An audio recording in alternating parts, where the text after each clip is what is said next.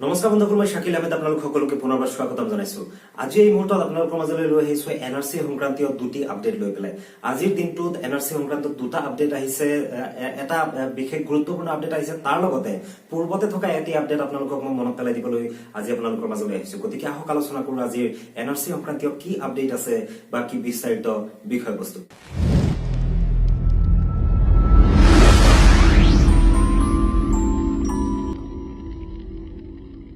হয় বন্ধুসকল, আমি পূৰ্বতে জানিছিলো যে এনআৰসিৰ যি প্ৰথমতে আবেদন কৰা হৈছিল, আবেদন কৰাৰ ফলত তাৰ পৰা 40 লাখ মানুহৰ নাম বাদ পৰিল। সেই ব্যক্তিসকলে ক্লেইম কৰি আছে বা কোনোবাৰ যদি আপত্তি আছে তেওঁলোকে আপত্তি কৰি আছে। সম্পূৰ্ণ প্ৰক্ৰিয়াটো চলি আছে। তাৰ মাজতে এটি কথা আপোনালোকক মনত পেলাই দিবলৈ লৈছো যে পূৰ্বতে এনআৰসি কৰ্তৃপক্ষই যিটো এটি সময়সীমা নিৰ্ধাৰণ কৰিছিল যে অহা 31 ডিচেম্বৰ 2018 তাৰিখৰ ভিতৰতে এনআৰসিৰ যি সম্পূৰ্ণ প্ৰক্ৰিয়া অৰ্থাৎ ক্লেইম অবজেকশ্যন পিৰিয়ড সকলোখিনি শেষ কৰি পেলাই এনআৰসিৰ সম্পূৰ্ণ প্ৰক্ৰিয়াটো শেষ দিয়াৰ সময়সীমা আছিলে।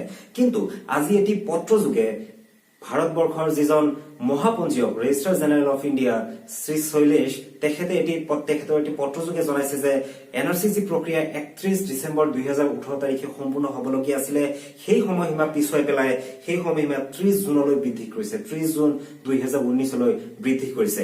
ইয়াতে যথেষ্ট তাৎপৰ্যপূৰ্ণ কথা যে তেওঁৰ যি লেটাৰখন আছিলে, যি পত্ৰখন আছিলে, সেই পত্ৰখনত কেন্দ্ৰীয় চৰকাৰৰ কথাটো উল্লেখ কৰা হৈছে। গতিকে কেন্দ্ৰীয় চৰকাৰৰ যি এটি আবেদন আছিলে সেই আবেদনৰ ভিতৰত এই সময়সীমা বৃদ্ধি কৰা হৈছে বুলি মহাপঞ্জীয়ক গৰাকীয়ে ইতিমধ্যে জানিবলৈ দিছে।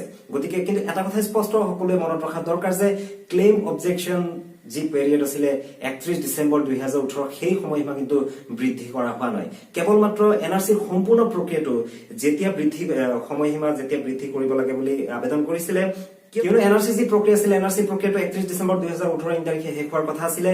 কিন্তু মাজতে পঞ্চায়ত নিৰ্বাচনেই হওক বা বিভিন্ন ধৰণৰ কাৰণৰ বাবে এই যি সময় বিচাৰিছিলে মহাপঞ্জীয়কৰ ওচৰত কেন্দ্ৰীয় চৰকাৰে সেই সময়সীমা বৃদ্ধি কৰি এতিয়া 30 জুন 2019 কৰিছে। কিন্তু ইয়াতে যথেষ্ট তাৎপৰ্যপূৰ্ণ কথা যে মাজত আছে লোকসভা নিৰ্বাচন। গতিকে ৰাজনৈতিক যি মেৰপাক ইতিমধ্যে এনআৰসিক লৈ চলি আছে, আকৌ এনআৰসিক লৈ পেলাই ৰাজনৈতিক মেৰপাক কিছু ঘটাব নেকি ৰাজ্য চৰকাৰ বা কেন্দ্ৰীয় চৰকাৰে, হে যথেষ্ট তাৎপৰ্যপূৰ্ণ কথা।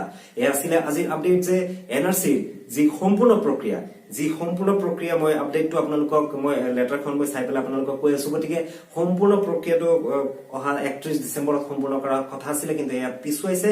কিন্তু ক্লেইম অবজেকশ্যনৰ যি সময়সীমা সেই কিন্তু শেষ কৰা নাই। গতিকে এতিয়াও যদি কোনোবাই দাবী আবেদন কৰিবলৈ বাকী আছে তেওঁলোকে দাবী আবেদন কৰিব লাগে, আৰু যদি কাৰোবাৰ আপত্তি কৰিবলগীয়া আছে সেইখিনি কৰিব লাগে। এয়া আছিলে প্ৰথম আপডেট। দ্বিতীয় আপডেটটো মই ক'বলৈ লৈছো যে এনআৰসিৰ দাবী আবেদন প্ৰক্ৰিয়াত যদি কোনোবা ব্যক্তিয়ে জানি শুনি যদি কিবা ভুল তথ্য দিছে তেওঁলোকে কিন্তু শাস্তিৰ সন্মুখীন হ'ব।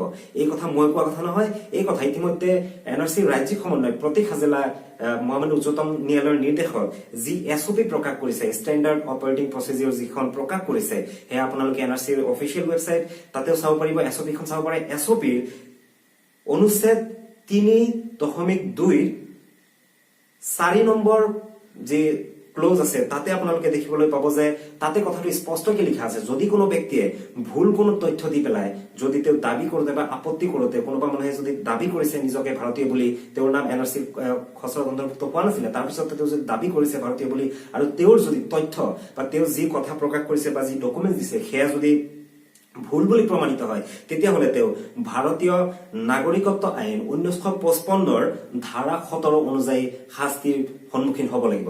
ঠিক তেনেকুৱা ধৰণে কোনো ব্যক্তিয়ে যদি কোনো এগৰাকী ব্যক্তিৰ বিৰুদ্ধে যদি তেওঁ আপত্তি কৰিছে যে তেওঁৰ নামটো এনআৰসিত অন্তৰ্ভুক্ত হ'ব লগা নাছিলে কিন্তু তাৰ পিছতো এনআৰসিত অন্তৰ্ভুক্ত হ'ল, আৰু সেয়া যদি ভুল প্ৰমাণিত হয় তেতিয়াহ'লে সেই আপত্তিকাৰীও কিন্তু শাস্তিৰ সন্মুখীন হ'ব লাগিব।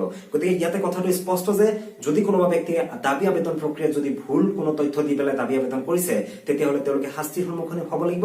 আৰু এইটো প্ৰভিজন আছে নাগৰিকত্ব আইন 1955ৰ ধাৰা 17 মতে। আৰু শাস্তি কি হ'ব সেয়া মই আপোনালোকক জনাবলৈ লৈছো।